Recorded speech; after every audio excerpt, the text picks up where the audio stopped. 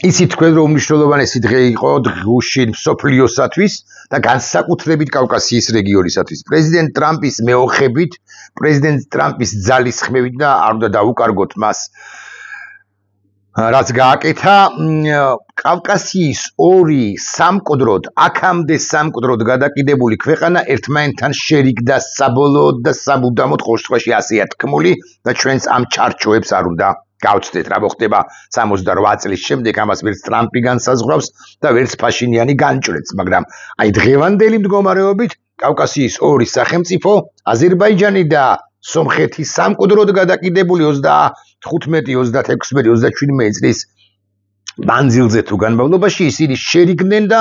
უმნიშვნელოვანესია რომ შერიგების ეს აქტი როგორც ასეთი დაფიქსირდა არა მოსკოვში, არამედ დაფიქსირდა სწორედაც რომ ვაშინგტონში. პრეზიდენტ ტრამპს არ უნდა დაუკარგოთ, მეთქი ამას რომ ვამბობ, დიახ, 35 წელია, 37 წელია რა კონფლიქტის მიმდინარეობს, 6 თვის განმავლობაში კი არ მოგვარდა მაინც და მაინც, ანუ ტრამპის ოვალურ კაბინეტში შესვლიდან, მაგრამ ტრამპის ოვალურ კაბინეტში შესვლიდან არაორდინალურმა პრეზიდენტმა ტრამპმა ძალიან მნიშვნელოვანი ნაბიჯები რასაკვირველია გადადგა და ის ისეთი ავტორიტეტია სოფლიოს ყველა ლიდერისათვის პრაქტიკულად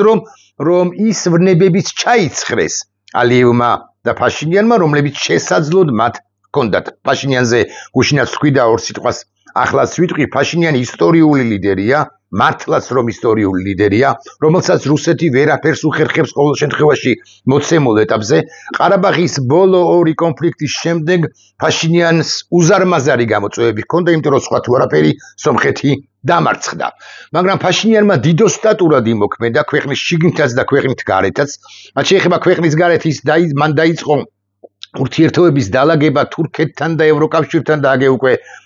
გარკვეულია კი არა დადასტურებულია რომ შეერთებულ შტატებთანაც, ანუ ეს საერთაშორისო მხარდაჭერა ევროკავშირიდან მათ შორის მიიღო. ქვეყნის შიგნით კი ის დაუპირისპირდა იმ რევანშისტულ ძალებს, რომლებიც ერთის მხრივ სწუხდნენ იმის გამო, რომ ყარაბაღი დაიკარგა, მაგრამ მეორეს მხრივ ფაშინიანს აწრებოდნენ, ასე ვიტყვი, რომ დაკარგული სომხური, ისინი ასე თვლიან, ისინი ასე მიიჩნევენ, ტერიტორიები ძალითვე უნდა დაიბრუნოს სომხეთმა. შიდა ვნებებიც ჩააცხრო პრემიერ-მინისტრმა ფაშინიანმა და არა მხოლოდ პოლიტიკურ ელიტებს ან საზოგადოების ერთ მნიშვნელოვან ნაწილს დაუპირისპირდა, არამედ დაუპირისპირდა კგბ-ს, FSB-ს აგენტებით გამოტენილ ეჩმიაძინსაც და ისტორიულ ლიდერად აკი ამიტომაც იქცა და მივიდა კი არა მიირბინა, შემიძლია ასე თქვა, შემიძლია ასე თქვა, კარგით ასე ვიტყვი, მივიდა ვაშინგტონის გუშინდელ გადაწყვეტილება შეხვედრამდე და იმ სამშვიდობო შეთანხმებამდე, რომელიც გაფორმდა და მარტო ცეცხლის შეწყვეტას, ურთიერთპატივისცემას, ომის არ გაგრძელებას არ გულისხმობს. ეს შეთანხმება გაფორმებული გუშინ ვაშინგტონში, ის გულისხმობს მათ შორის მნიშვნელოვან ეკონომიკურ თანამშრომლობასაც და გუშინაც თქვი და ახლაც ვიტყვი, რომ მიუხედავად იმისა, რომ ტვირთების გარკვეულ ნაწილს შესაძლოა მნიშვნელოვანსაც კი წაიღებენ ევროპის მიმართულებით ცენტრალური აზიის ტვირთებს სომხეთის გავლით, ანუ ზანგეზურის დერეფნის გავლით მერე ჩაიტანენ თურქეთში და მერე უკვე გადანაწილდება რასაკვირველია სახმელეთო ტვირთებზია საუბარი ევროპის სამხრეთით და ზოგადად ევროპის მიმართულებით და ჩვენთვის ეს გარკვეულწილად პრობლემულია, იმიტომ რომ ჩვენი ფუნქცია მოვალეობა მისია ერთგვარად შესუსტდა. ამის მიუხედავად მე მინდა გითხრათ, რომ საბოლოო ჯამში ეს ძალიან კარგი პროცესია, იმიტომ რომ კონკურენცია თუ იქნება რასაკვირველია მათ შორის სახმელეთო ტვირთების მიმართულებითაც, ხო, ჩვენ ამ კონკურენციაში უნდა შევიდეთ და დავამარცხოთ ან არ დავამარცხოთ და ერთობლივი ლოჯისტიკური პროექტები უნდა დავგეგმოთ სომხეთთან და აზერბაიჯანთან. ალიევმაც რაღაცა აზერბაიჯანი ვახსენე, უმნიშვნელოვანესი როლი ითამაშა ამ პროცესში, მას შეეძლო რუსეთის ხახაში ჩაეგდო სომხეთი, რომელზეც ისედაც იყო შემომწყრალი პუტინის რუსეთი და სომხეთის შემომწყრალი იყო რუსეთზე და რუსეთიც შემომწყრალი იყო, გაბრაზებული იყო სომხეთზე ბოლო ამ ქვეყნის ლიდერის ბოლო აქტივობების და აქტიურობების გათვალისწინებით იგულისხმება ახსენებული ეკონომიკური პროექტები, ევროკავშირთან ურთიერთობის დალაგების მცდელობა და დალაგება პრინციპში არსებითად კონცეპტუალური შეთანხმება ყოველ შემთხვევაში იმის თაობაზე რომ დალაგდებიან თურქეთთან ურთიერთობების დალაგების მცდელობა და დალაგება პრინციპში მიუხედავად 1915 წლის გენოციდის ტკივილებისა და კომპლექსებისა და ალიევს შეეძლო გაეწირა, მაგრამ ამით ის დატოვებდა ერთგვარად მაინც დატოვებდა კავკასიის რეგიონში რუსეთს, რომელიც ისედაც არის, გან არ არის, მაგრამ უფრო მსუხეთ დატოვებდა მეთქი, მაგრამ აზერბაიჯანმა მე მაინც გონია რომ ერდოღანის ძალის ხმევით, თუმცა შეესაძლოა დამოუკიდებლადაც მიიღო ისტორიული გადაწყვეტილება ალიევმა და მან არათუ გასწირა, ასე ვიტყვი, სომხეთი, არამედ ხელი ჩაჩიდა, ის წავიდა თანამშრომლობაზე, გარკვეულ დათმობებზეც წავიდა, თავადაც ჩაიცხრო ის ვნებები, რომლებიც მას აზერბაიჯანს შესაძლოა კი არა ნამდვილად ჰქონდა სომხეთის ტერიტორიებთან მიმართებაში და დაალაგდნენ. და ეს უმნიშვნელოვანესი ამბავია, მაგრამ ეს ამბავი რომ გადაგორდა, არასწორი სიტყვა რომ მოსრულდა, მომრგვალდა, დასრულდა ზუსტად იმ მომენტში გახდა ცნობილი ინფორმაცია იმის თაობაზე, რომ 15 აგვისტოს ალასკაზე, ანუ ამერიკის შეერთებული შტატების უკიდურეს ჩრდილოეთ შტატში, ერთმანეთს შეხვდებიან პრეზიდენტი ტრამპი და პრეზიდენტი პუტინი. და იმ წამსვე მალევე გაჩნდა ინფორმაციას და ანალიზიც იმის თაობაზე, ხომ არ დათმობს პრეზიდენტი ტრამპი, ხომ არ მოიხიბლება პრეზიდენტი ტრამპი პუტინით და ხომ არ დაუთმობს უკრაინის ცალკეულ ტერიტორიებს განცხადებების დონეზე, თუნდაც ხომ არ გააკეთებს ანტიუკრაინულ განცხადებებს. მით უფრო იმის გათვალისწინებით, რომ იცით თქვენ, რომ ტრამპის ადმინისტრაციაში ყველაზე სუსტი, შესაძლოა სიტყვა სამარცხვინოს ავწდეთ ახლა, მაგრამ ყველაზე სუსტი მომლაპარაკებელი და დიპლომატი ვიტკოფი არის იმგვარი პირი, რომელიც ტრამპთან როცა შედის ხოლმე უსაბუთებს იმას, რომ დათმობები და კიდევ ერთხელ დათმობები და რუსეთის ინტერესების გარკვეული გათვალისწინება გარდაულად აუცილებელია თუ უნდათ მართლა ან თუ გვინდა რომ კონფლიქტი მოგვარდესო და როგორც ჩანს ვიტკოფი ერთ-ერთი ბოლოა, ანუ ვიტკოფია ერთ-ერთი ბოლო და არა რუბიო, ვინც შეხვდა ტრამპს და მან ის ესაუბრა მოსკოვში შეხვედრების თაობაზე, პუტინის ოფერების თაობაზე, სავაზებების თაობაზე და ასე შემდეგ და ტრამპსაც თითქოს ვარსკვლავი გაუჩნდა, ან იმედი ჩაესახა იმის თაობაზე, რომ ალასკაზე შეხვედრის დროს საბოლოოდ მოილაპარაკებენ რუსეთის პრეზიდენტთან, რუსეთიც დათმობს განა არა, უკრაინამაც უნდა დათმოს განა არა და ეს კონფლიქტიც უნდა აღმოიფხვრას. უამრავი ინფორმაცია ვრცელდება, ამბობენ, რომ აი ჩვენი წყაროები, ერთი მედია საშუალება, ჩვენი წყაროების ცნობით მოხდება ეს. მეორე მედია საშუალება დიამეტრალურად განსხვავებულს წერს, მეთქი ასე უნდა ვთქვა, მოდი ამ მედია საშუალებებზე არ ნაკლებად ვისაუბროთ, მე გეტყვით დაახლოებით კი არა ზუსტად რა მოთხოვნებს აყენებს რუსეთის პრეზიდენტი და ეს არის დათმობები განა არა, მაგრამ არის თუ არა საკმარისი დათმობები, ამაზეც გავაკეთებ ჩემს კომენტარს, გაახლებთ, გაგაცნობთ და ამთავითვე გეტყვით რომ ასაკვირველია არ არის, მაგრამ ამაზე ოდნავ დეტალურად. მანამდე ვთქვათ, რომ ვიდრე ეს შეხვედრა გაიმართება, უკვე მიმდინარეობს ესე იგი სამი ერთმანეთს ბრიტანეთში შეხვდებიან, მიმდინარეობს არა, შეხვდებიან ერთმანეთს შეერთებული შტატების, უკრაინისა და ევროკავშირის მაღალი თანამდებობის პირები. აქ შეერთებული შტატების წარმომადგენლების შეხვედრა ბრიტანეთში ევროკავშირისა და უკრაინის წარმომადგენლებთან ძალიან მნიშვნელოვანია, რომ შეერთებული შტატებიც იქნება ამ შეხვედრაზე ბრიტანეთში, იმიტომ რომ პოზიციები უნდა შეჯერდეს, პოზიციები უნდა შეთანხმდეს და გავბედავ და ვიტყვი, რომ აქ არ იქნება, გავბედავ კი არა სრული პასუხისგებლობით ვამბობ, აქ არ იქნება რუსეთთან მეტი დათმობების მომხრეთა ჯგუფი, დავარქვათ ამას ერთს ვიტკოფი ჯგუფი. აქ უფრო რუბიო ჯგუფი იქნება წარმოდგენილი, რომელიც ევროპელ მოკავშირეებთან ერთად ისაუბრებს იმაზე, რა არის უკრაინის ინტერესი. აქსიოსი წერს, რომ უკრაინისა და უკრაინა და მისი მოშამში მოკავშირეები შიშობენ, რომ ტრამპი შესაძლოა დაეთანხმოს პუტინის პირობებს მისი მოსაზრებების გათვალისწინების გარეშე. გამოცემა დეტალურად აღწერს რუსეთის ლიდერის მოთხოვნებს. და აი აქ ხაზგასმით უნდა ვისაუბროთ თემაზე, რა დათმო თითქოს პუტინმა, მაგრამ რეალურად ეს დათმობა არ არის რაშუაშია. ბზია ამაღლობელი ახლა, მაგრამ კარგად რომ აგიხსნათ დაახლოებით ამგვარი ვითარებაა. ივანიშვილმა თქვა, რომ 4-დან 7 წლამდე არ მიუსაჯოთ ბზია ამაღლობელს, მაგრამ მიუსაჯოთ 2 წელი თითქოს რამ შეღავათი იყოს. დიახ, შეღავათია 2 წელსა და მაგალითად 4 წელს შორის 2-ჯერ 365 დღეა განა არა, ანუ 730 დღე მაგრამ როდესაც უსამართლოა მოთხოვნა 2 წელი იქნჯდები 4 წელი თუ 47 წელი პრინციპში უსამართლოა შენი დასჯა პრინციპში ამას მნიშვნელობა არ აქვს ესეთი კონცეპტუალური გააზრებით თორე დასაკვირველია 4 წელიწადში უფრო დაბერდები ვიდრე 2 წელიწადში დაბერდები ადამიანი აქ ზიას არ გულისხმობ 4 წელიწადში უფრო მძიმე ამბები მოხდება ვიდრე 2 წელიწადში მოხდებოდა თუ მოხდება ზოგადად მოკლედ ამბავი ესეთია რომ ვიტკოფი ამბობს რომ პუტინი მზად არის დაასრულოს ომი თუ უკრაინა დათანხმდება უარი თქვას ლუგანსკისა და დონეცკის ოლქებზე ასევე ყირიმზე ეს ლუგანსკი ყირიმი სადაც მისი იყო ბჭყალებში ასაკვირველი ანუ სრულად აკონტროლებდა და აკონტროლებს ყირიმს მაგრამ აი ლუჰანსკთან და დონეცკთან მიმართებაში ცოტა საკამათოა და სამსჯელოა და ავხსნი რატომ განსაკუთრებით დონეცკთან მიმართებაში ნახეთ დონეცკის ოლქის 100% რუსეთს ოკუპირებული არ აქვს ეს კარგად უნდა ავხსნათ და შესაბამისად იმ დაახლოებით 15-17 შესაძლოა 20%-შიც კი დონეცკის ოლქში ხასუსოვ დგანან უკრაინის შეიარაღებული ძალები ახლა რუსეთი ითხოვს რომ ეს უკრაინის შეიარაღებული ძალები გავიდნენ ტერიტორიიდან ნებაყოფლობით რათა რუსეთმა დაიკავოს ეს ტერიტორია ანუ სრულად გააკონტროლოს დონეცკის ოლქი და ასევე ლუჰანსკის ოლქის ის დაახლოებით 5% რომელიც მას ოკუპირებული არ აქვს და იქიდანაც გავიდნენ უკრაინელი ჯარისკაცები ზელენსკი ვერ იტყვის ამაზე თანხმობას რაც არ უნდა მოხდეს იმიტომ რომ ეს ნიშნავს რომ მან ნებაყოფლობით გაიყვანა ჯარი და ნებაყოფლობით დაუთმო ის ტერიტორიები რომლებსაც ის აკონტროლებს პუტინი ამ სამი რეგიონის გარდა საუბრობდა და საუბრობს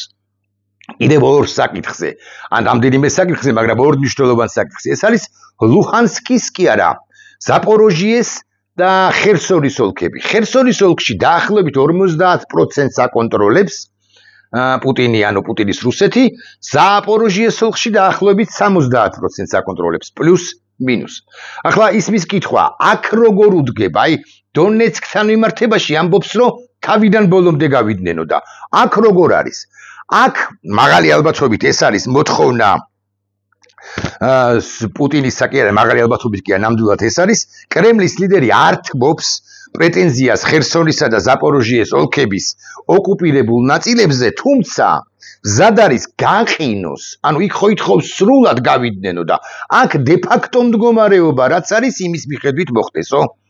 ძალთა დაშორიშორებაო, რაც რასაკვირველი ასევე უსამართლობა თუ დონეცკიდან გადის უკრაინული ჯარები უნდა გავიდნენ, მაშინ ხერსონიდანაც გავიდნენ რუსული ჯარები ასე მაგალითად, მაგრამ ახლა აბაზე ხო არ ვლაპარაკობთ, ანუ ის ითხოვს შესაძლებლობების მაქსიმუმს, რისი მიღწევაც უნდა,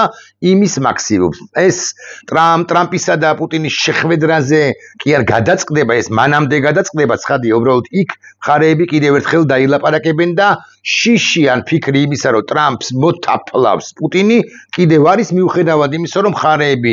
ანუ დელეგაციები და წარმომადგენლები შეთანხმებულნი იქნებიან, ან სულაც არ იქნებიან შეთანხმებულნი. ზელენსკი არ დათანხმდეს, არ დაეთანხმება ამ ყველაფერს და ამასთან დაკავშირებით ესაუბრებია ზელენსკი თავის მხრივ მაკრონს, სტარმერს, მერცს და ტუსკს და ასევე სხვებსაც, ანუ იმ ევროპელ პარტნიორებს, რომლებიც მას მხარს უმაგრებენ. აქვე ვიტყვი ეს ძალიან მნიშვნელოვანია, რომ პუტინი ხა ესეთი რამეს წერს მაგალითად ომის შესწავლის ინსტიტუტი პუტინი განზრახს თავაზობს უკრაინას მისთვის მიუღებელ წინადადებასო, რათა დრო გაწელოს შეერთებული შტატებისაგან შეაფერხოს სანქციების დაწესება, ხო ეს ძალიან მნიშვნელოვანი ამბავია. ტრამპს გამოცხადებული ჰქონდა დედლაინები, რომელი დედლაინების ამოწურვის შემდეგაც ის დაუწესებდა სანქციებს ქვეყნებს, რომლებიც რუსეთთან ვაჭრობენ ნავთობითა და ბუნებრივია ერთ მესმის რომ ჩინეთი არ შეუშინდა, ინდოეთი ნაწილობრივ შეუშინდა, ინდოეთი ეძებს ალტერნატიულ გზებს და ასე შემდეგ და ასე შემდეგ, მაგრამ პუტინისთვის ნებისმიერ შემთხვევაში ყოველი ბარელი ნავთობის არ გაყიდვა სხვა ტერიტორიაზე სხვა ქვეყანაში ეს პრობლემა იქნება ყოველი $1000 ნაკლები. მეთქი ძალიან გუტრირებს ხადია, მაგრამ მაინც და ყოველი $1000, კარგი სხვაგვარად ვიტყვი, ყოველი $1,000,000, ყოველი $10,000,000 პუტინს სასიცოცხლოდ სჭირდება, მით უფრო დავარდნილი, ზოგადად დავარდნილი და ევროკავშირის მეოხებით და ძალისხმევით დავარდნილი ნავთობის ფასების გათვალისწინებით მას სჭირდება მეტი და მეტი ვაჭრობა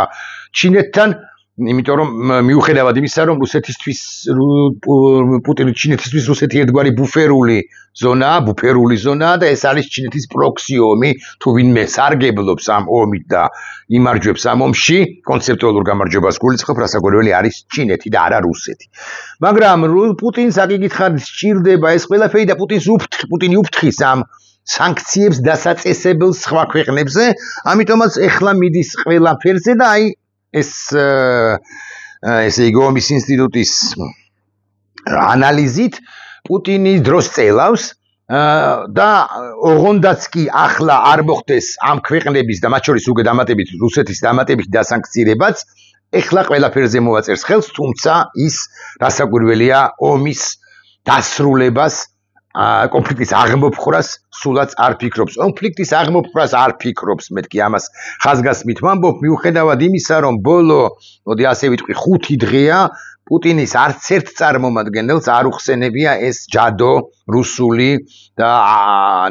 არამზადული სიტყვა იმის თაობაზე, რომ ნადა აღმოფხვრა როგორ არის რუსულად, ხო? იზიაც მე მგონი და შესაძლოა ვცდები, მოკლედ ქართულად თარგმნოთ, მოდი როგორმე უნდა აღმოიფხვრას ომის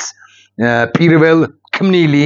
მიზეზები, ახლა უკვე ქართულადაც ვერ ვამბობ, მე მგონი პირველначальные причины войны, ხო, როგორღაც უნდა აღმოიფხვრას პირველначальные, ანუ ომის პირველ ქმნილი, აი ომის საფუძვლები, ომის მიზეზები და ამ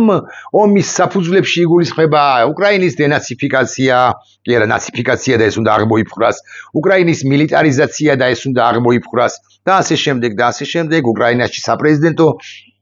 ახალი არჩევნების დანიშნაც იყო ისი თქვენ დღის წესრიგში უკრაინის ნატოში შესვლის ამბავიც იყო დღის წესრიგში ბოდიში ამაზე გამახსენდა რომ ერთ-ერთი წყაროს ცნობით პუტინის ანუ რუსეთის შეთავაზებათა შორის იქნება საკანონმდებლო შესაძლებლობები თუ საშუალებებით განმტკიცებული გადაწყვეტილება იმის თაობაზე, პირობა იმის თაობაზე, რომ რუსეთი არც არასოდეს დაესხმება თავს უკრაინის დანარჩენ ნაწილს თუ ახლა მოილაპარაკებენ ყარეები და რასაკვირველი აიღებს ვალდებულებას, რომ არ დაესხას არც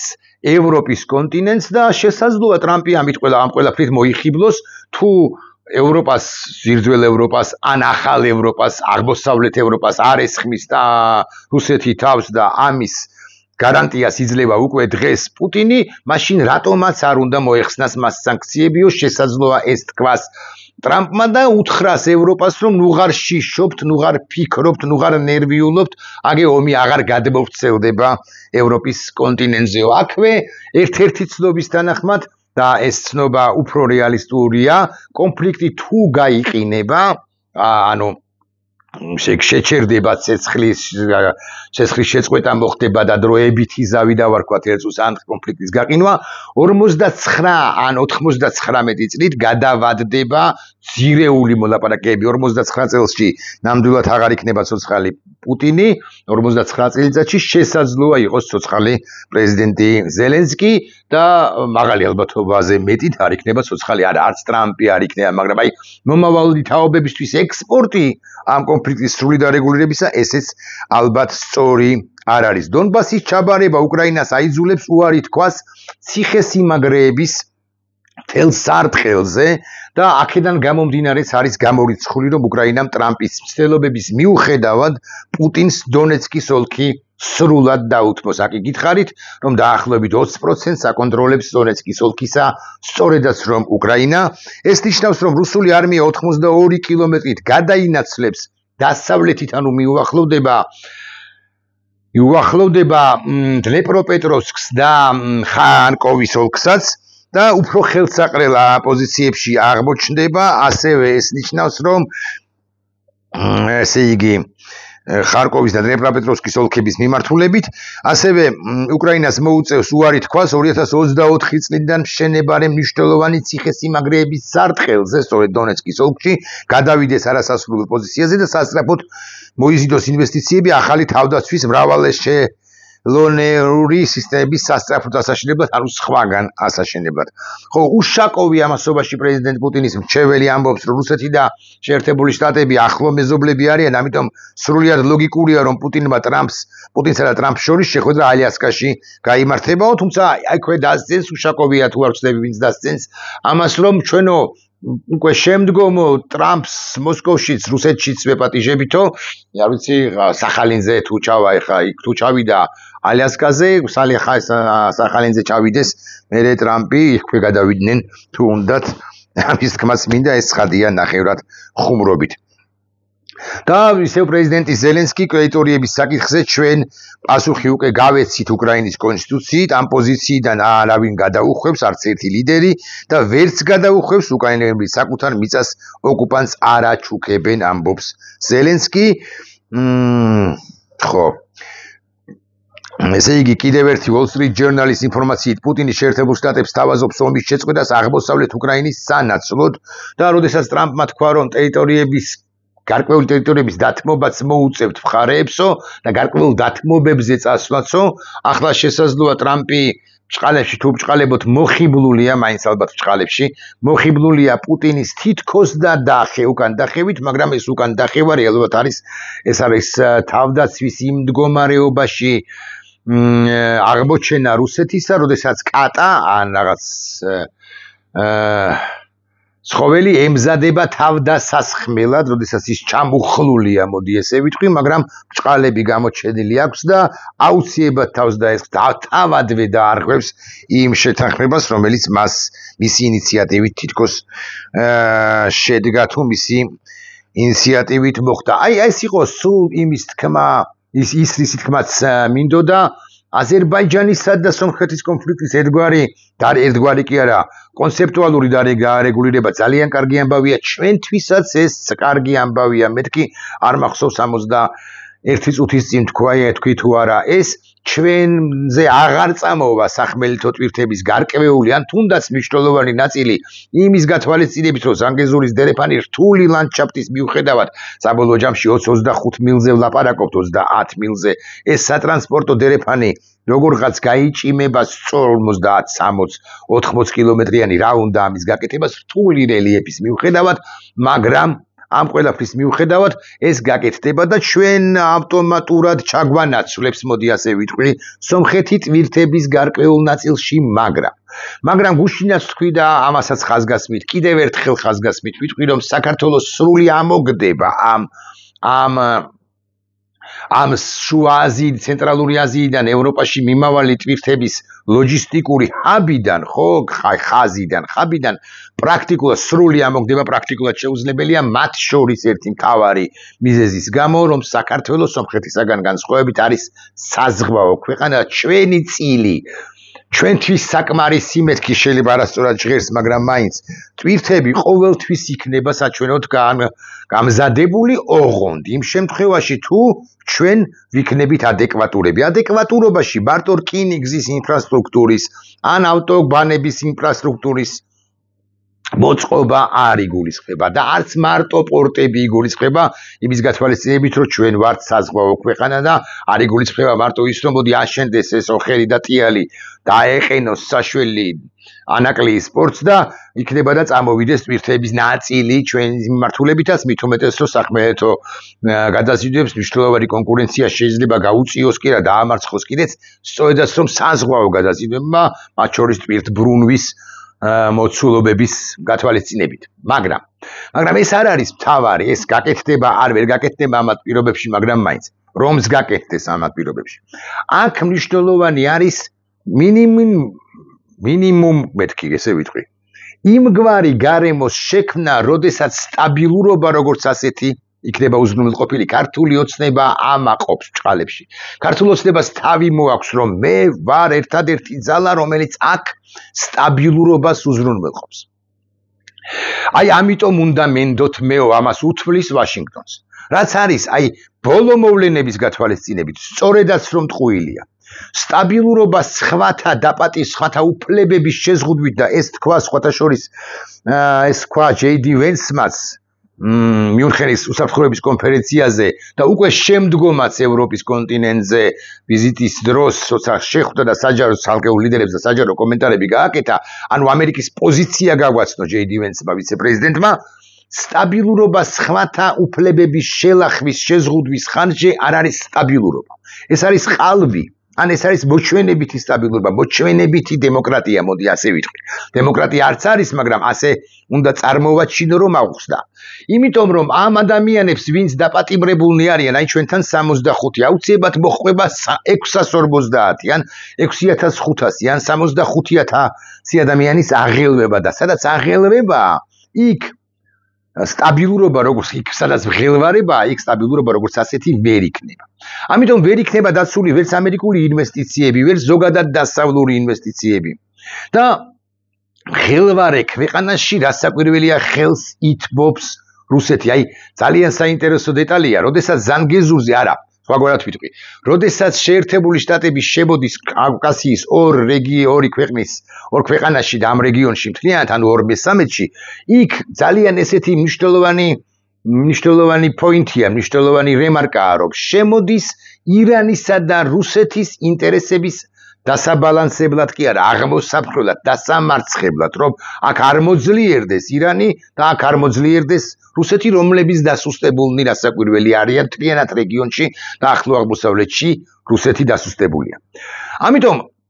შეერთებული შტატების ინტერესების გათვალისწინება შესაძლებელია არა განცხადებით, რომ მე ვარ მაგარი, იმიტომ რომ დავიჭირე. არა შენ ხარ მაგარი თუ დაიჭირე და არც არავინ არ გაგიპროტესტა ამ შემთხვევაში არავინ არ შეგეწინააღმდეგა ამ შემთხვევაში კიდე შეიძლება წამოვიდეს შეერთებული შტატები შენთან თანამშრომლობაზე თუმცა იკითხავს ეს ქვეყანა ხომ დემოკრატიის თვალსაზრისით რაოდენ განვითარებული იყო ადრე და ახლა რა დაემართავა მაგრამ ოკეი კობახიძეს თუ პაპუაშვილს ეთქვის რომ რაღაცა არავინ არ აპროტესტებს თქვენთან ამ თქვენს დიქტატურა ავტორიტარიზმს შესაბამისად ჩვენს რაღაცა ფუნქციას მოგიგდებთო. ეს ამბავია, მაგრამ აქ ხდება შემდეგი, პირიქით ხდება, აი აზერბაიჯანისაგან დავიღალე ან ბელარუსისაგან განსხვავებით ხდება პირიქით. რაც მეც აპროტესტებს კი არა, ახშობს მიტინგებს თუ დემონსტრაციებს თუ ადამიანის უფლებებს ბიზინა ივანიშვილი რუსი მით მეტი და მქუხარეა ეს პროტესტი. ამიტომ ახლა მე არ გამოვრიცხავ ერთი უცნაურ რამეს გეტყვით და ამით ამბობწულოთ. ამიტომ მე არ გამოვრიცხავ რომ მიუხედავად იმისა რომ შერაცხადი ან არის ან არ არის ბიზინა ივანიშვილი, მან